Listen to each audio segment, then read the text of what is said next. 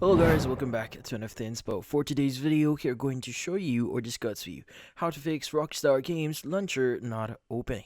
So if you're interested, let's start the tutorial. So if you're having problems with your Rockstar Games Launcher and it's not opening, well in this case there are things that you can do here to probably solve this issue.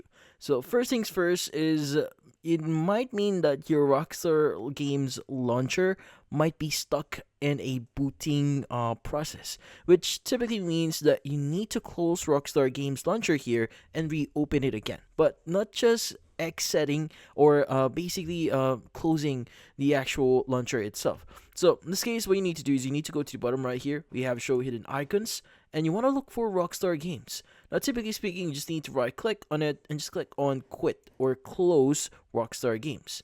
Now, another thing that you can do here is you need to open up your task manager. So press Control Shift Escape on your keyboard, and from here on, you want to look for Rockstar Games. Now, if you do see Rockstar Games here, you want to go ahead and click on it. So in this case, in my case, I think I don't have Rockstar Games open in here. So you want to go ahead and select Rockstar Games here, and you want to right click on it, and you want to choose the End Task option.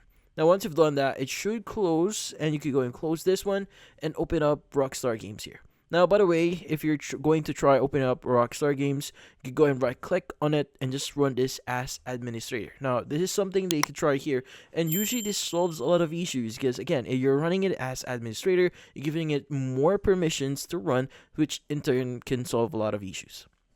Now, another thing that you could do here is you want to make sure that everything is up to date. So you want to go to your Windows here and just type in update.